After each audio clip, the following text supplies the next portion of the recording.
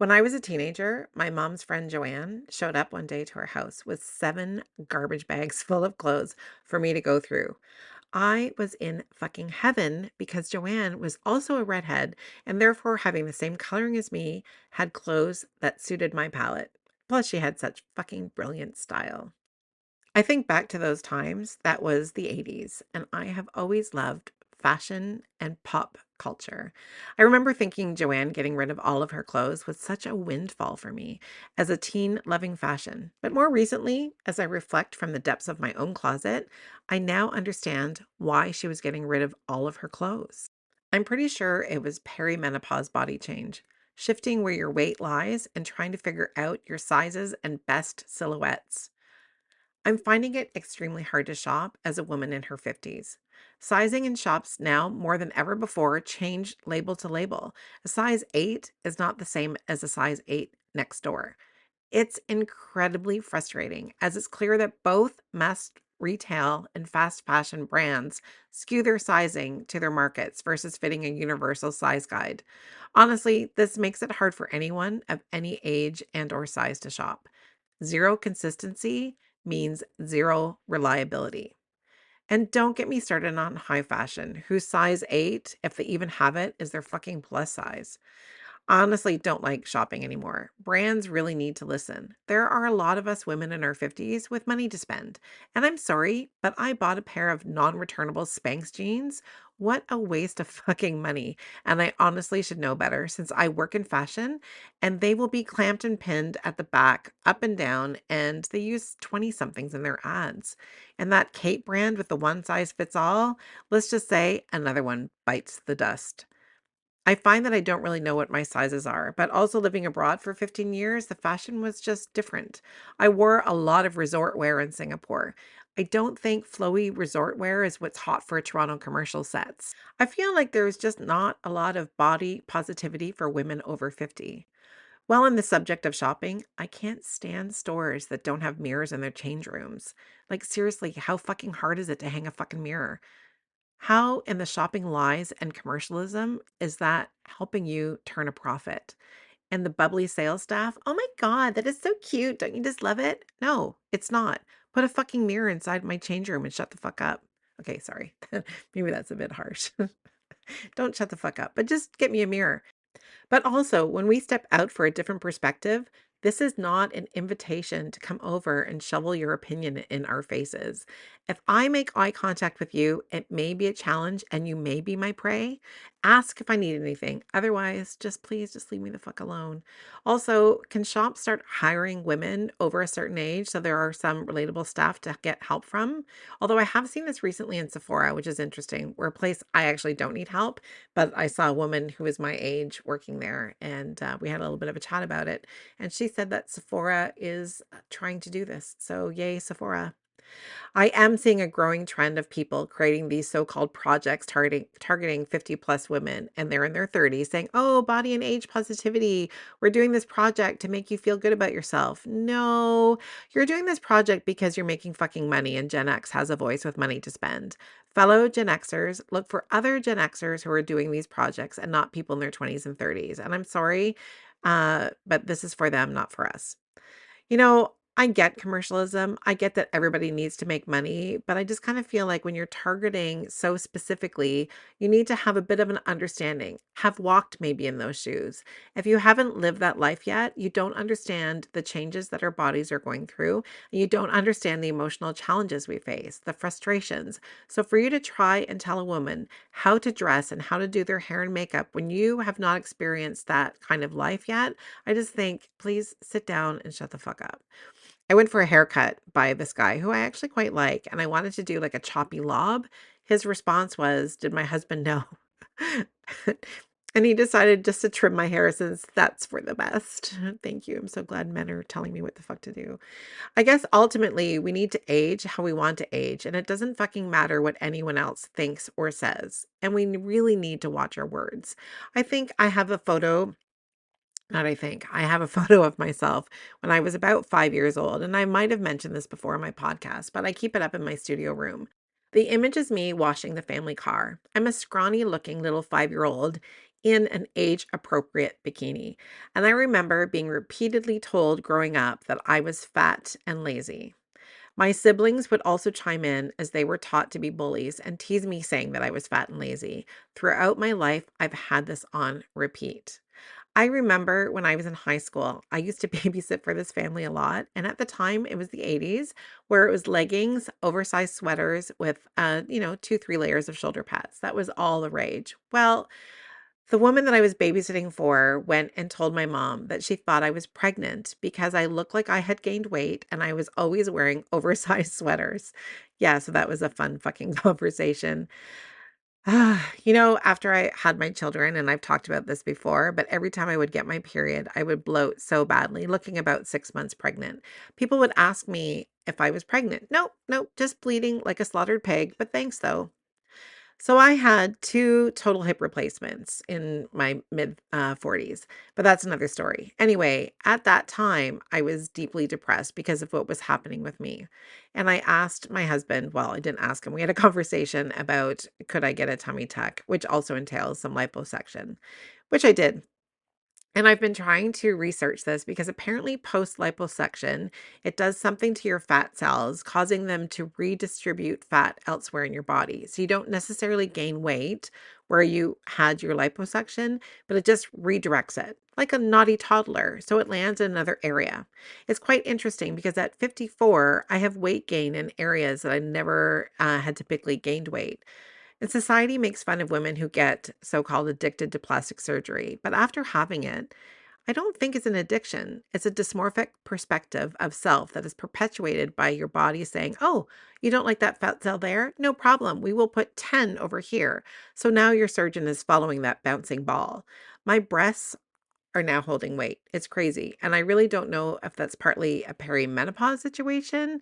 I'm not in menopause yet, but my boobs have gotten bigger. And wow, the comments about my so called big boobs.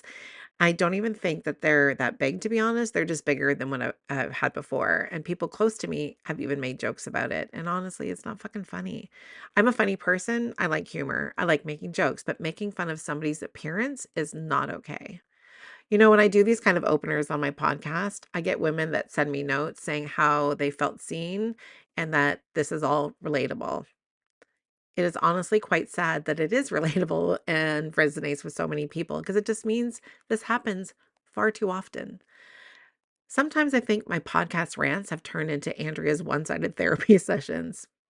How does that make you feel, my listeners? Welcome to the Fuck You 50s, the podcast for women who refuse to tolerate the bullshit anymore. This is real talk, real stories, and a long overdue reality check. I'm your host, Andrea Claire, and this podcast is the filter-free voice you've been waiting for, with a dose of F-bombs. The Fuck You 50s, unfiltered, unapologetic, and undeniably needed. My guest today is Camille Miller, singer, songwriter, musician, and recording artist. She has been a lifelong expat. In fact, we met in Singapore. She's a fierce hater of large crowds, but not for performing in front of, or about being stuck in. She shares this as she's about to Uber her kids and friends to a concert festival in Lisbon, where she's living just outside of.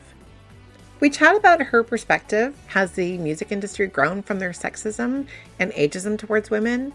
How being an expat may have impacted her career as a musician. And hey, what's next? Well, we know what's next. Camille, welcome to the Fuck You 50s. And my face just went really pink.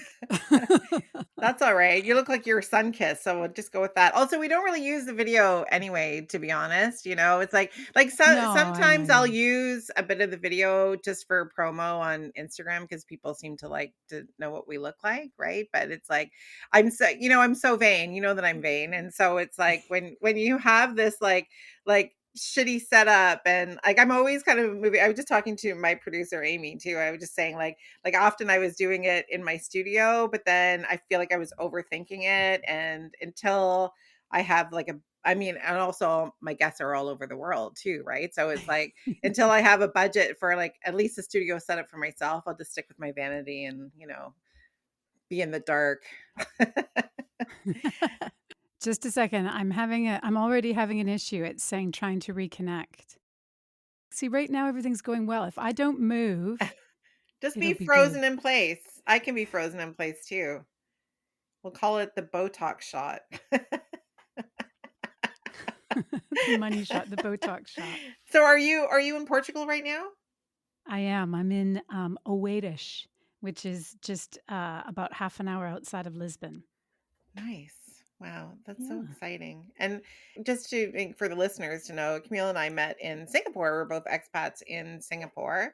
And how did we initially meet? You were working on that project, right? Is that, or did I do Yes, your hair first? No. I found you. You know how I found you?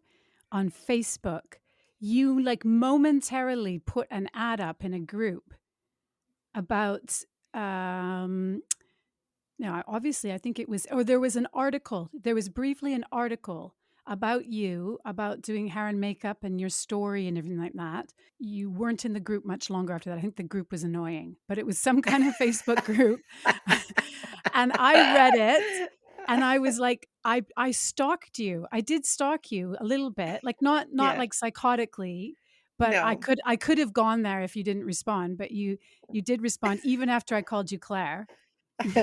Yeah, when I responded with my sassy response. And I don't know if this was like how you got to call me Claire, but in Singapore, it was traditional that people would put their last names first. The amount of times I got called Claire in Singapore was like a crazy amount. So I started just getting sassy and sarcastic with my responses. And so it's funny because Zoe went to the Singapore American School and I had to email with somebody in administration about something. And this is after I'd already been involved with the school because they used to do photo shoots. And so I would do hair and makeup for their shoots. And so I was like kind of a known person within that community. But there's one woman and my husband still laughs about it. So her name was like, so like whatever her first name was, and then her last name was Rodriguez. And I sent her an email and I was like, da da da, just this question, blah, blah, blah. Thank you, Andrea. And she responded because my email has Claire in it, right? She responded with, oh, thanks, Claire, blah, blah, blah. And I was so annoyed because I also thought like I'm a parent. It's essentially an international, like, I mean, it's a private school, we're paying for this. Like, and I thought you don't even know one of the fucking parents' names properly. So I responded sarcastically and I said, "Oh, great. Thank you so much, Rodriguez." And then she responded, I think her name was like Laura or something, right? And then she she responds and she's like, it's Laura. And I went, "Great, it's Andrea." And she was like, "Point taken." Well, you even responded like that to me, but I hadn't met you yet, and you were calling me Miller, and what I told you later is I was in the military for ages and everybody called me Miller. So I was like, Right. "Oh, she's so cool. She even calls me by my last name." And you're like, "Oh, no." Then you got to meet me and you're like, "This is just some sarcastic bitch." I was like, "Oh, now I get it. Okay, okay. I got it. I got you now." Yeah, yeah. So I know you've been like, expat brat and like traveling around and everything and but, aside from seeing the world, you are also a musician. So let's get into that. Let's chat about your Okay. journey with your music. So I'm an army brat. I was born in Germany on the military base and then came to Canada when I was 3. And we, every 2.5 to 3 years, we were posted west until we got to Vancouver Island. And I, very young, was my mom is the daughter of a padre, a priest, and so her whole life she went to church with her sisters, and so she was kind of grew up, rebelled a bit against it, and kind of wasn't into church at all. But she brought me to Sunday school so I could sing in the choir because I thought the choir was cool. So my very first start in any kind of music was choir at church. I was in like Wainwright, Alberta, in this horrible place in this military base that had an awesome church choir. Mhm. And my parents used to take me there because my dad would eat all the snacks at church. So that was kind of the compromise, like good snacks, the kid can sing, Right. yada, yada. Um, and then, so I did that. And then we moved to BC just around the age where they were handing out recorders. So I started playing the recorder. Morning Has Broken. Wasn't that the first one you learned? Morning Has Broken? Oh, yes. Yeah, doo doo doo doo doo. Yeah. So I did the recorder, and I got to be in a play where I was the Pied Piper. And I still remember like I still remember all the parts and everything. So clarinet was my jam, or not clarinet, recorder. Then it came to instruments, and all the cool hot chicks got the flute. They also were all super tiny and thin, and then the bigger chicks got the clarinet or the saxophone or something like that. So I wanted a flute, but I got a clarinet. And then I really got into the clarinet. I really liked Can it. you still play it? Yes, I have one. Ian got me one for Christmas. I still have it here. Oh, Yeah. nice. But so if that was grade 7, then I played it for 11 years. So I Wow. played it all through high school, and then I was in military cadets from the time I was 12 until I was 20. So and then I was in the marching band in military cadets. So I played it through everything. Started to do a little bit of guitar playing here and there. I sort of taught myself, so I just had a few basic chords. Mhm. And the only thing I wanted to be was either in the military or like in a gospel choir. So those are the two things I kind of wanted to be. And once I graduated high school, I did get a scholarship to go to Malaspina, but I didn't go. I joined the Where's Navy. that? Oh, So, oh, wow. yeah, so Malaspina, the jazz college on Vancouver Island, which now Oh, they've just this year stopped the program, but it was a fantastic program. And I've, as an adult, that's a regret that I always had, is that I didn't go and take the proper jazz. And I always said if we were living back home, I would have gone and been like an adult student and yeah. done it again. But I still managed. But you know what? It's interesting though too because like I think back to some choices in my life too where I think of like regret of not choosing that pathway versus, whatever pathway, but it all leads us somewhere Yeah, too, yeah. right? So I guess that's the beauty of hindsight where you think, "Oh, I wish I would have done that," but it's still we make our choices for whatever reason at the Yeah, time, and I right? do, and I honestly think like, well, then I wouldn't be here. I think of that movie Sliding Doors with Gwyneth Yeah, Paltrow, totally. right? Although I don't remember the full storyline, but I just remember there was, like, the choice of A or Yeah, B, it's like, what door are you choosing to go yeah, through? So, yeah. so then you joined the Navy, that's kind of, fascinating. I only did it for I did it for 3 years, and I was like, I was on a Class A call out if for reserves, so I was waiting for a position in the regular forces. I was trying to be on a submarine at the time. I was trying to do the worst job ever, and I applied every Thursday at school. I went to the recruiting office. Like, this is who does this? Like, it's all I wanted. And then by the time I did finally get a call, it said like Abel Seaman Miller, we've accepted your application. You have a position on HMCS, yada yada Mhm. yada. And at that point, I was like, no, I've quit. I'm not doing it anymore. I'm like, I've joined a band and I'm getting Yeah. married.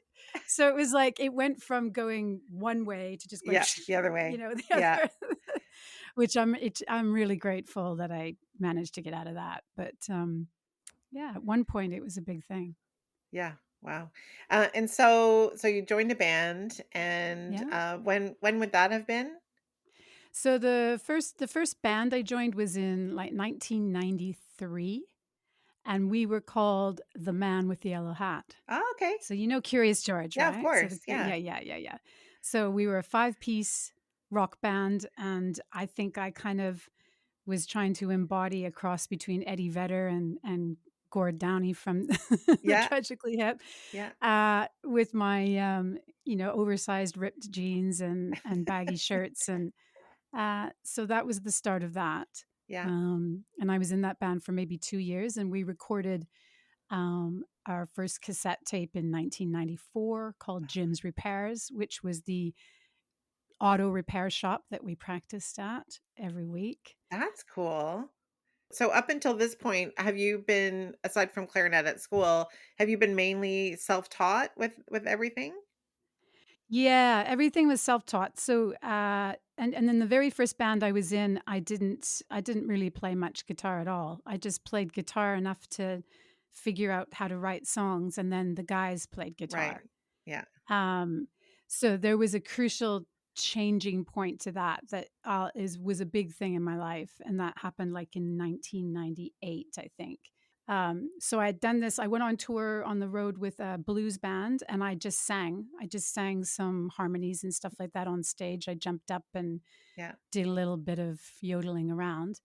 Um, and then at one point, I was asked to audition for a cover band that was going to go overseas. And so at this point, everybody was like, if you ever play in a cover band, that's it. You're never gonna make it. You're never gonna play your own music. You're never gonna record. Blah blah blah. But all I could think of was like, I'll make a lot of money. So Money is good. yeah, so I auditioned for this cover band, and they were leaving in a month to go to the Middle East for 3 months, I think. So I got the gig, and then we had to make these promo videos to go to the Middle East. And one of the requirements from the agent in the Middle East is that if I was coming, I had to dance because they didn't have four-piece bands with a girl in it. What kind of dance? Well, just, you know, and even in the video, we had to make this video. They said to wear something like a sheer shirt to be sexier, all these kind of requests. Right. And And you're at the dancing around the microphone like it's a pole? Yeah, yeah, yeah, yeah, yeah, exactly, exactly. So that was the request. The guys I was with were like, "Fuck that," and they said, "You've got to play guitar." And I'm like, "Well, I can kind of play," and they're like, "No, you've really got to play." Yeah. So I had 1 month, and those guys taught me everything. Like, I mean, they sat with me. It makes me emotional now to think like these guys got me through every ridiculous song, like I Love Rock and Roll, to like any CCR tunes, any three. They sat and showed me like this is how it looks like. The bass player would show me, the guitar player would show me. Everybody could play guitar except me. And I got there, and we were a four-piece band, and I didn't have to dance, and I never looked back. Yeah. Great. I like that crash course and like playing guitar. Super crash course. And in fact, before we went overseas, we were playing in some pub gigs, and the guys used to plug in my guitar, and I would start playing, and the other guitar player would be like, "It sounds horrible." He'd just turn me off, and then eventually turn me up a little bit louder, a little bit louder. Then if I made a mistake, turn me off again, and then you turn it back up, and I was just like, ah. But eventually, it was full on. Oh my gosh. So we were attractive because there was a girl and because I was playing guitar. But because I can't dance. I can do the side step, like, and it's pretty good. Don't get me wrong. Yeah. You're like, I can rock a really great sidestep, Yeah, totally. And if I years have of to slow experience. dance, I could put the hands out like this and like, tap Yeah. on the back. But Yeah. yeah, my career as an exotic dancer was never going to take off. I just think of like Princess Leia with the big chain, it's like Yeah, totally. Oh, that would have worked. it's so funny though, like with women in the music industry and how there's that push. And I feel like it's changing a lot, but I remember at one point in my career, hired by a record label working with this photographer who shot a lot of bands. So they would bring a girl in and they would have a stylist with like a wardrobe of sexy clothes, a wardrobe of kind of like folksy, like longer, whimsical kind of outfits, and then maybe more hard edge rock. And you would do these shoots to kind of for the record label to decide how she wants to be, or not how she wants to be, how they want her to be, right?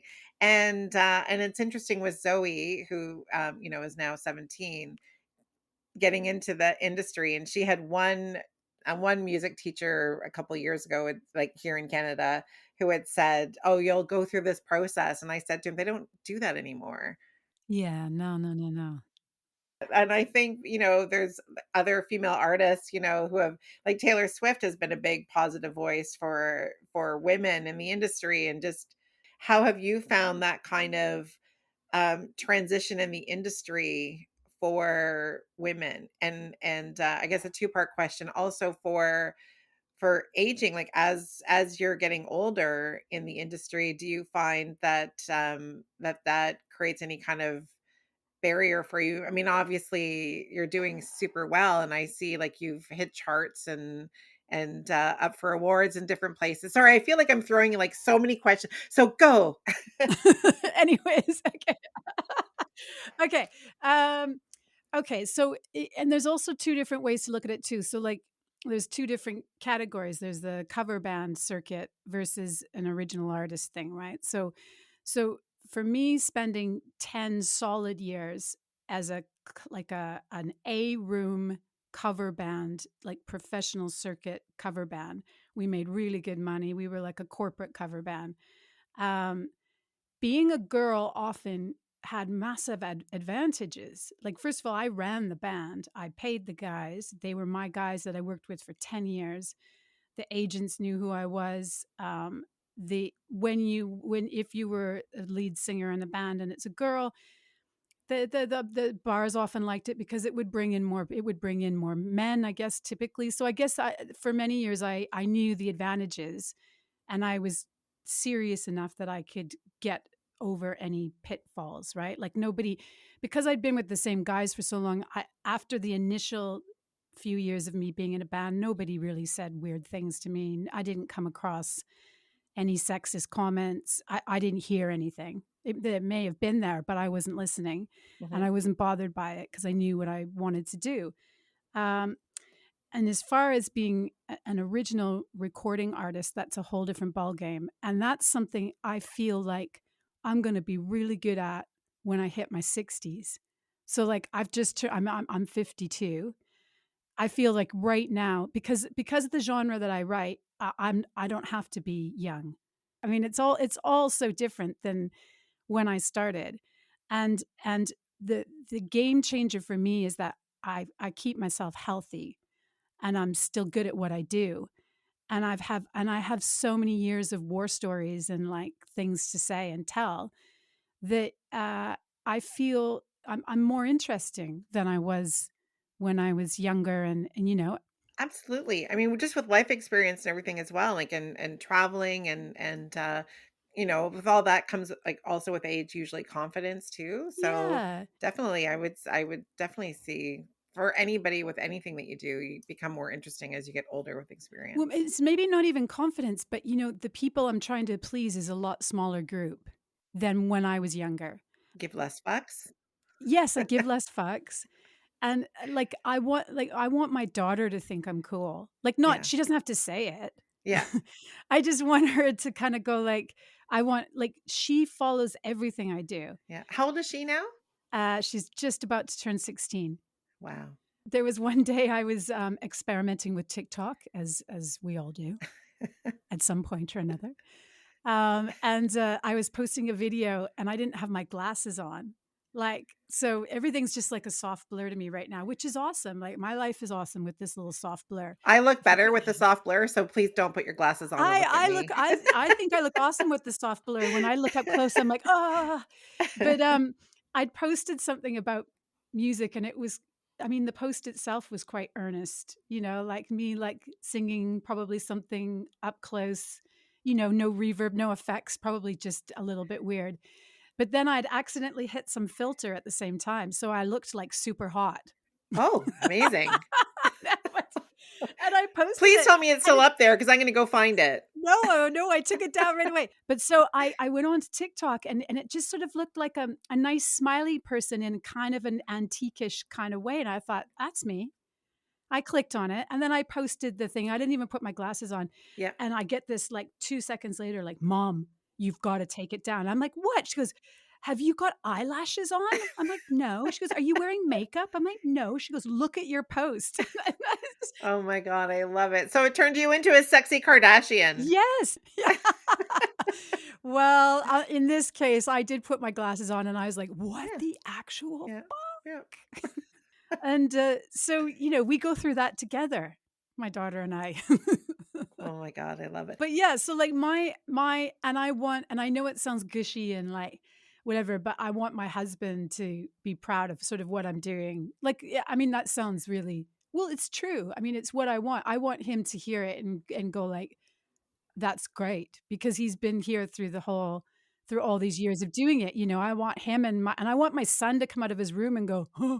If he does that, then I'm like, I'm in. Just if he just comes out of his room, says nothing, and goes away, you need that. Yes, exactly. If he goes back in his room, it's like fall for another 4 months or whatever. I don't know what's the thing with the Oh groundhog. my God, Wyerton Willie. Yeah. So, Uh, and then also the other people I really want to impress are the musicians that I've worked with for the longest time, who have helped me create all these albums. And those to me are that's my world is much smaller. If they're impressed, and if my family's impressed, I mean, then eventually I think somebody else will like it too. yeah, You know what I mean? yeah. So I used to worry about everybody, especially other bands with girls. Like, I have to be good. I have to be as good as them or better. Or I don't care now. I just want to be It's true. good. I find that with my work as well. Like for me, it's like the number one, which I'm sure is with you as well, is like number one is like me. I need to be happy and proud of what I'm doing. And then Yes. sure, then I have like a slight circle of people that I also, hope that they also like it. But ultimately it's like I think too, it's like you fall into a certain style for yourself. I don't think that's a negative Yeah. thing. Like I definitely like you look at my work and all my hair and makeup work, like you can definitely see that, oh, this is the Andrea Claire Yeah. style, It's for yeah, yeah, yeah, sure. yeah, yeah. It's your brand. It's Yeah. you. 100%. Yeah. Yeah, that's better Yeah. wording. I've had maybe not so much anymore, but people kind of give like their suggestions, you know what you should do? And I'm always like, what should I do? I'm always curious about that. What do you think I should Yeah. do? Yeah. What really do Yeah. you I think is gonna? disagree with Yeah. you, Yeah. but Yeah. I like to hear what should I do. It's so funny. I don't even know if I should mention this or not, but I'm going to because after I started my podcast, right, I had said to like some friends, like, if anybody has any feedback, like, please give me feedback because I want to grow this and I want it to be like a strong project. And I really believe in Yeah. this. And so apologies to anyone listening that if you think this is you, but I had two friends, husbands. So no woman reached out to me to say any kind of like feedback. It was the two Yeah. husbands that were like, "Hey, do you have some time? I just want to give you some feedback." And I was like, Oh, "Sure. whoa. Sure, give me some feedback." I just thought it was funny. And I'm not even saying that their feedback was like good or bad. I just thought it was hilarious that the only people that wanted to reach out to give me feedback were men. And I'm like, please mansplain to me how to run a podcast. I wonder if that has anything to do with, okay, because like my husband listens to podcasts all the time, like all the day. Maybe it's like maybe it's a man thing, like where they feel like they're listening, they're off. They're ready to Maybe it's a comfort mansplain. zone, a comfort zone or something, that they're like, I got this. I got this figured out. I know what to Yeah, say. yeah, yeah. Yeah. Maybe it is. Oh I my don't know. God. Men's I just thought it was hilarious. And again, I'm not even saying that their suggestions were good or bad. I Yeah. just thought it was hilarious. It's also funny, like, just to shit on men for a little bit. I had I use like this like chat, it's kind of like chat gpt, it's like chat box or something Yeah. similar. So I use it to help me build questions because it's just easier, Oh, right? cool. So I go in and so for example, like I typed in your name and like singer songwriter to ask questions for the Fuck You 50s podcast, right? And so it gives me like a ton of questions, and then I go Yeah. through some I just delete, because I'm like, I'm not fucking asking that question. Who And some I'm cares? like, oh, Yeah. that's great, or I'll reword it or whatever. And then I Yeah. didn't add this in the question that I sent to you, but it was funny because the question, and I don't want you to answer this question. I just want Okay. to tell you the question that was there. Uh-oh. It says, how do you balance your music career with other aspects of your life, such as family or work? So, two things in this, which I find is funny. So, number one, men are never asked how they balance their career with their family, ever. It's always asked of women, which is completely fucked up because it's like they're also having to balance life and whatever, but why do we never ask that of them? The other thing that I thought was funny, it's like about other aspects of life, like that where it says like family or work. So it's implying that your artistry is not work. And it is your job. It's like I get asked sometimes too, like even recently I was on a TV commercial and one of the actors in it was like, "Oh, so is this your full-time job?" It's like, yes, it's my fucking full-time job. My hair Yeah, and makeup yeah. artist, like I see. I guess because I'm always around musicians. All my friends are musicians. I wouldn't even think to ask the question. It wouldn't even cross my mind. right? It's weird, right? Your musical style, have you found that it's evolved over the years? Well, that's interesting. Evolved. It's I have a style now. Now I think I would say I have a style. So I've been told that there's because I never that's always been a problem. It's always been an issue. Nobody's been able to say what the style is. It's either kind of I mean, especially the last 3 singles I put out, which were kind of like a hip hop, trip hop kind of like vibe done with a rapper that gave me just keys and beats and stuff, whereas normally I'm sort of a singer-songwriter with acoustic guitars. So I just like to tell a story. That's my style of writing. So and I really only play acoustic guitar, so everything starts with that, which has limit in my mind. Sometimes it limits exactly how I can write, which is why I do like to collaborate with people. I'm open to try anything really. Do you have like I know we have like different, like there's rock, there's folk, there's alternative, there's rock alternative. Like do you have, like, would you classify your music in any specific?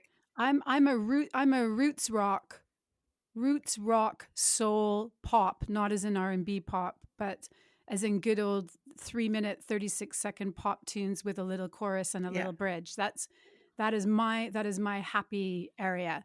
I've got like kind of a bluesy soulful voice. It's not super I don't have a massively high range, so I can't do all the hey hey hey hey pop stuff. I don't know, that sounded good to It's me. no, but it's like, I can't do that. well, it's like that sort of, I was inspired growing up with a lot of blues singers, so I tend to sing behind the beat. So I have a sort of a fatter voice kind of thing for sound sonically. So whatever I sing sounds a bit bluesy, soulful. I like a rock pop tune. I like a big band. I love a band sound. Um, Yeah. so I can attest to the fact that I'm not folk enough for folk concerts. I'm not rock enough for rock concerts. I'm not blues enough for the blues festivals. So it still eludes me what I am, but I still love doing this and I get excited every time I record music and every time I play. So I'm hoping that by 60 somebody will go like, "Hey, maybe you should try and play at this festival." I've Yeah. got time, I hope. You do have time. Yeah, Knocking for sure. knocking on. I feel like, things like with my podcast and just other conversations that are happening out there for our age category, I think people are finally realizing that we're not, old. It's like when I talk to people, like even I was on set yesterday and I said something about my eldest daughter is turning 31 next week. And I always get like the double take and it's like, you have a 31-year-old daughter? I'm like, well, next week. Yeah, She's yeah, yeah, not there yeah. She's yet. still Next week. 30.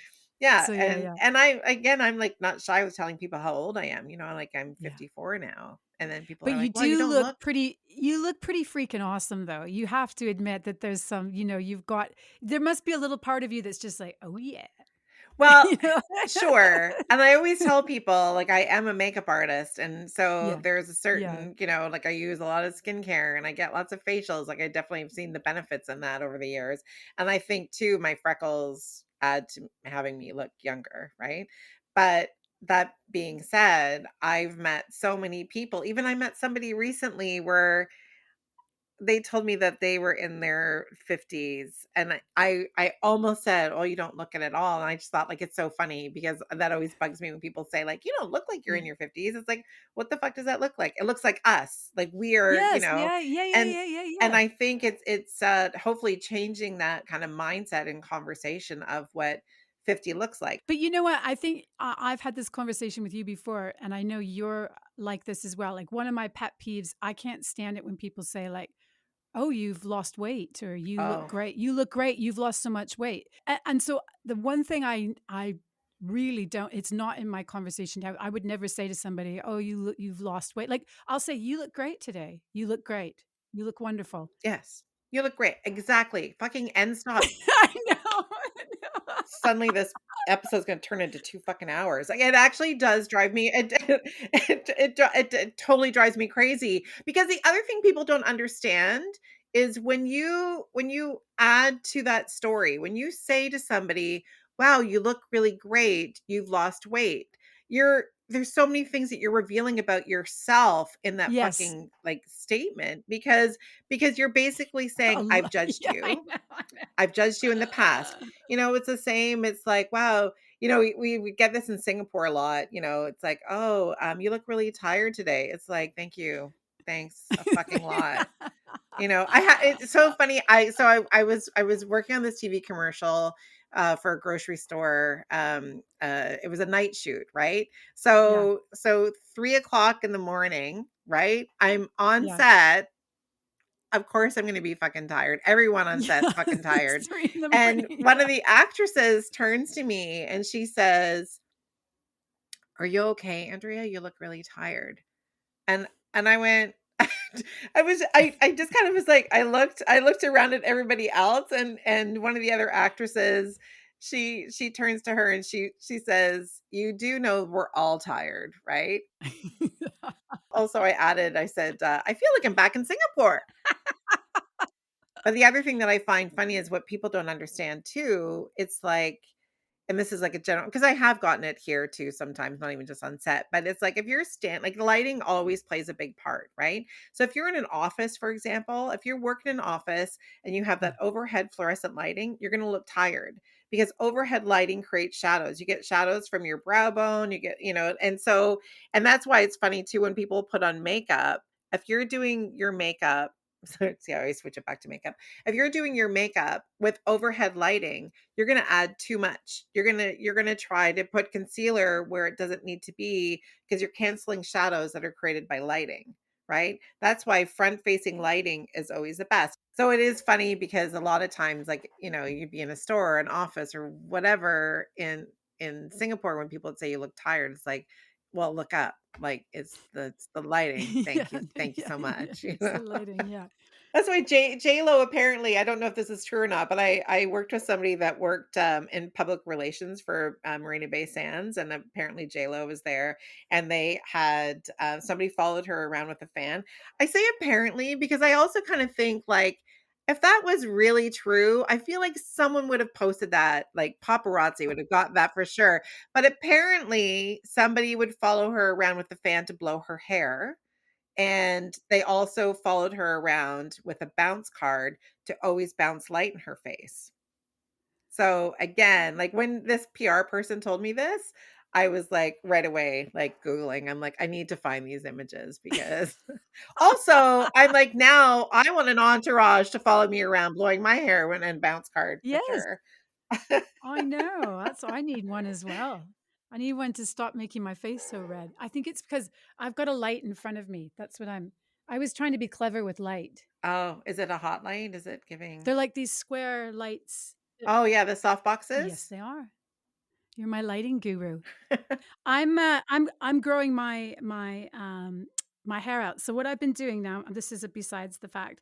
So I haven't colored it in a really long time, but every 4 months I just get some copper streaks. We say highlights now. We don't say streaks. You're showing your age if you're saying, Streaks is so 80s, yeah, yeah, isn't it? yeah.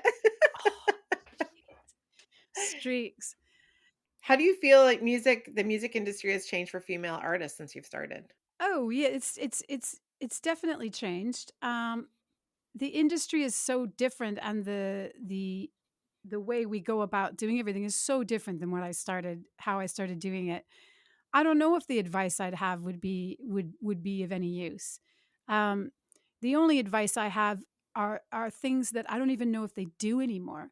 So, for example, like some of the greatest things that I'm really grateful for was being in a band that for 10 years I worked almost 6 days a week in clubs, in really bad clubs, really good clubs, really very high paying things to low paying things. I'm glad I had that experience. I don't know if there's anywhere you can do that anymore. Well, Zoe has and I guess some of these questions were selfish on my part too because I want to relay them to my child. But Zoe was in a band where they were playing at some really grungy places here in Toronto. They've had an experience where they got booked at one place, and then when they showed up, the fire department was there because it wasn't fire code, and so they had to, not.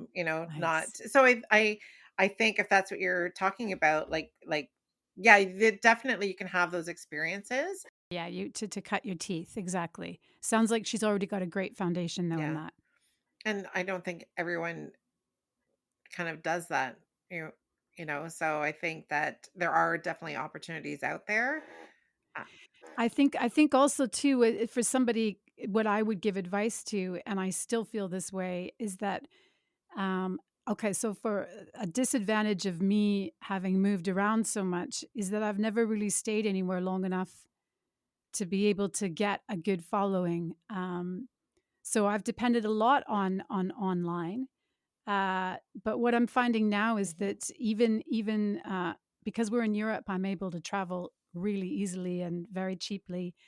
And I've done some gigs in Amsterdam. I've done Poland, here in Lisbon, and I think an important thing for someone coming up is that no matter the size of the amount of people there, whether it's 10 or 5 or 30 or 40, at the beginning, you never know what can come out of just that experience. And every time you play is a million times better than rehearsing. So any chance you can get to play live, mhm. I mean, that's just something I would suggest to an upcoming artist, is just take every chance to play. Play in lot like I'm in a jazz choir right now in Lisbon, which I love. And we go and we do shows in the train station, and we do shows in libraries. We're doing library circuits, and the first thing I heard, like, we've got a gig in a library, I was like, no, this is the end of my life.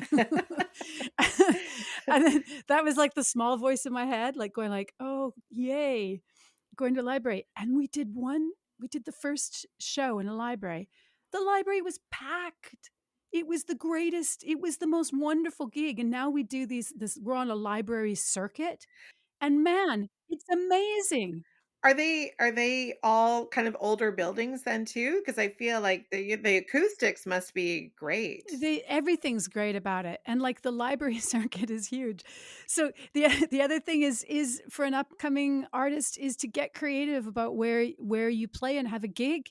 I Yeah. mean, the some of the greatest shows I've done recently, like, I've done some big shows recently, which have been very cool festivals, but doing a house concert, man, doing a house concert is incredible, and you get people's attention, and they most likely won't be on their phone, because they can see you seeing them, and you see Yeah. them seeing you see them, and they'll put the When you're phone away. performing, are you do you have like a band name or are you performing under your name? Yes, I'm always Camille Miller and the Guilty Birds.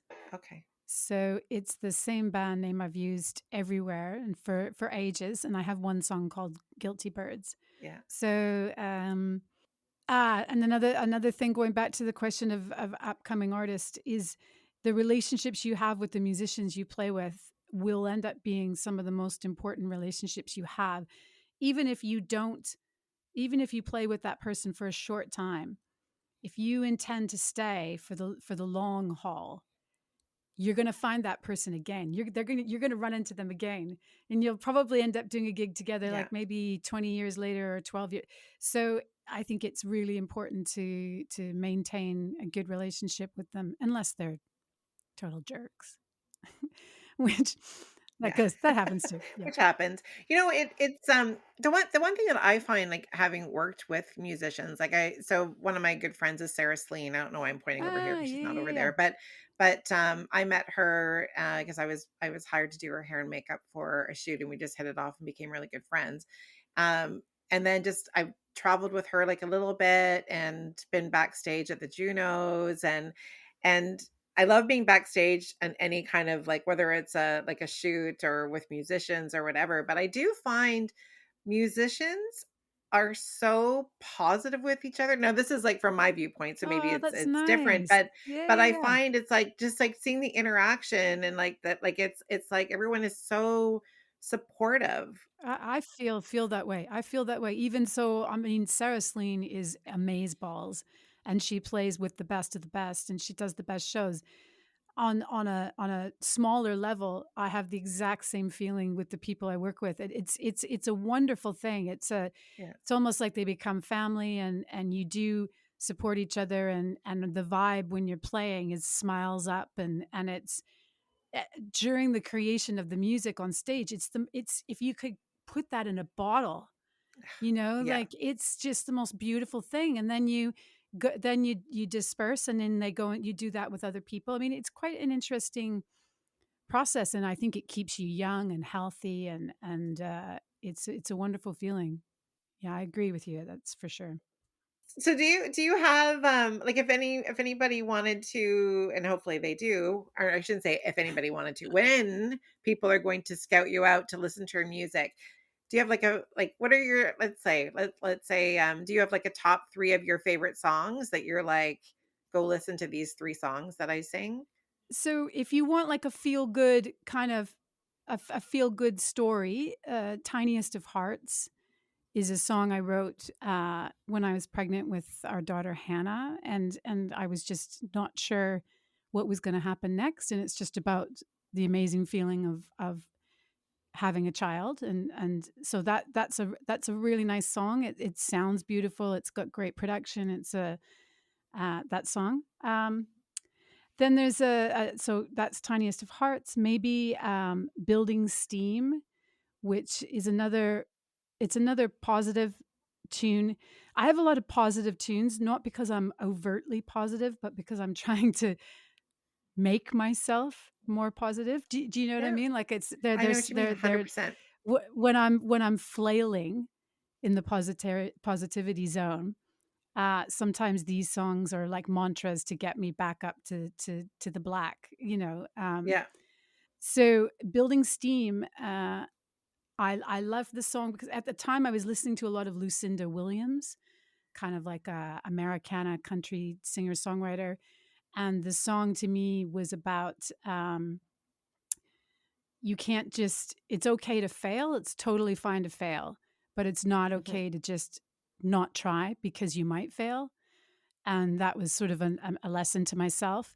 And the thing I love about that track is, we were living in the U.S. at the time, so I got to record it with Jim Ebert, the Q Studios in Virginia, and a good friend from Canada, Tristan Clark from the Tristones, is a guitar player on it. And then the video that's recorded for it was done in Singapore, and in the video, I got as many kind of cool, funky, powerful Singaporean women as I could to try and be in the video in different genres. So I tried to involve as many Singaporean experiences I could to show that that's where I was and that's when it came out. And also at the time, I was performing 3 nights a week at Mhm. Lenoir down at Yep. MBS. So I'm filmed there as well.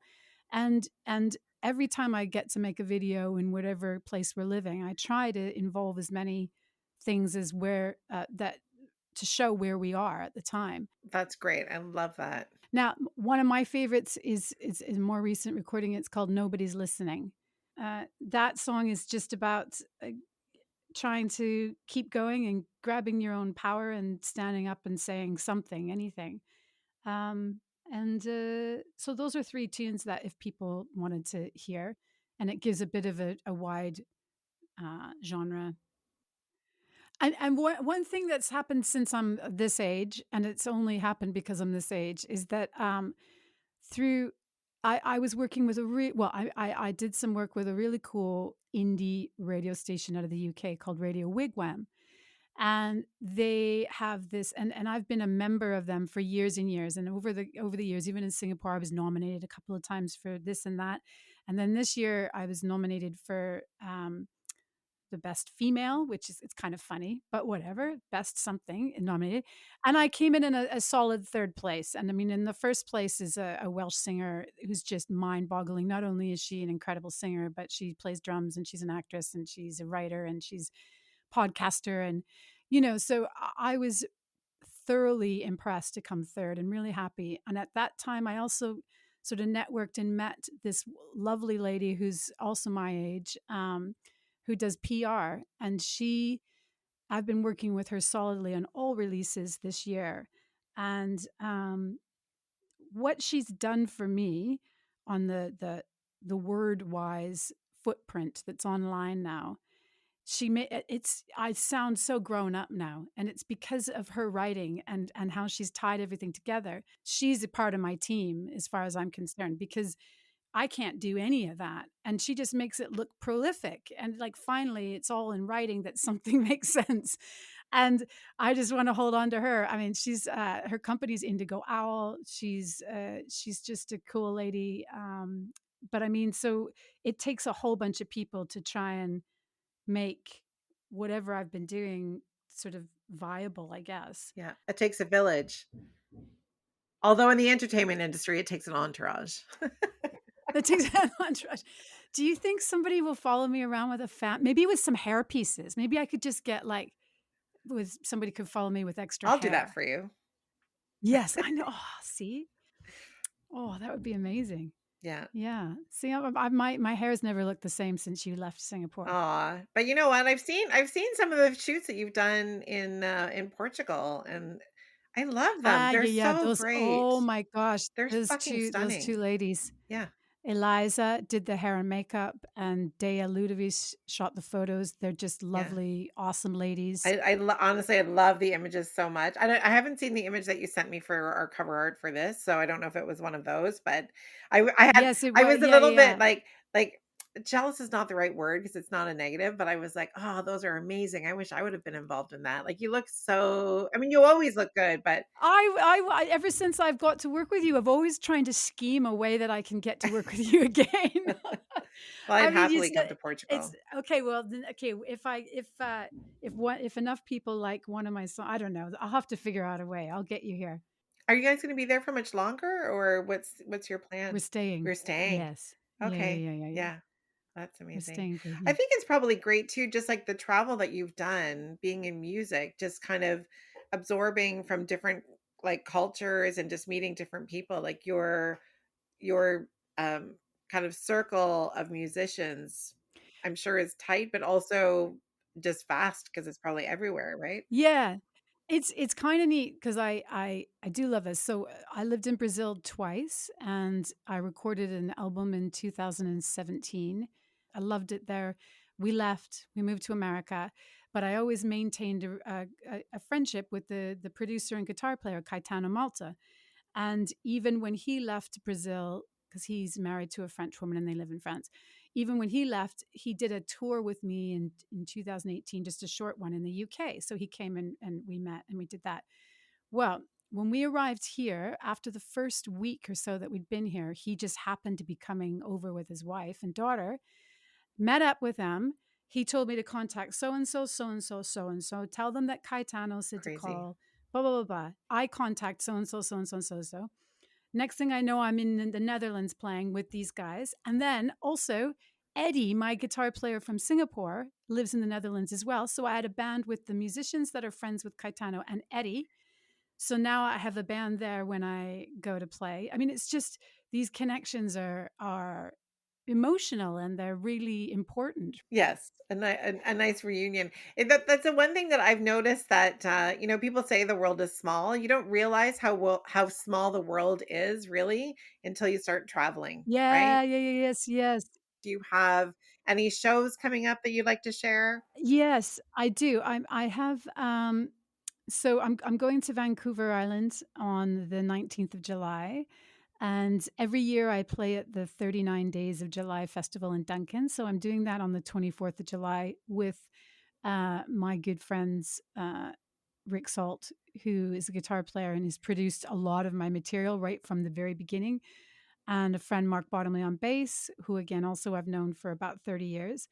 And then I have a very big show with the whole Guilty Birds band, the original gang, the OGs, at a venue called the Nanaimo Bar. It's a ticketed gig. I've got a whole night with them.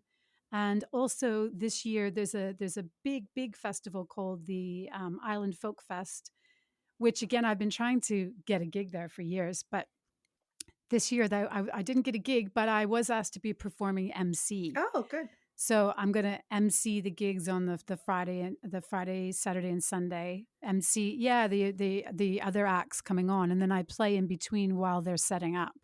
So that's a Yep. start. Yep, that's a good start. And can people buy tickets via your website or get all the details from your website? Yes, people can buy tickets from my website. Actually, I'll update that link Okay. tonight from my website. But on Instagram or Facebook, um, that's where the events, or Eventbrite, just Camille Miller and the Guilty Birds. Eventbrite, if they're in Nanaimo or Vancouver Island, they can Google the event for tickets. Perfect. It's $15 at the door plus tax. And can they buy Nanaimo bars when they're there? Oh, of course, absolutely. Ding ding. Amazing. Camille, thank you so much. It was so nice to see you. No, thank you. It was super fun. Can we do this again next? We'll just do it like I'll have a beer. You can have some like champagne or whatever, you do. You drink white wine? I think you're a I'm a champagne champagne person person. or sparkling. I'm a princess. I like my bubbles. Yeah. I like my lager. It's good for the hair. You can do a nice lager rinse. Thanks for tuning in to the Fuck You 50s. If you enjoyed this episode, please take a moment to follow and rate the podcast. And we'd love to connect with you on Instagram, so be sure to follow us at the Fuck You 50s. The Fuck You 50s is hosted by Andrea Claire and edited and produced by Bespoke Productions Hub. See you next time.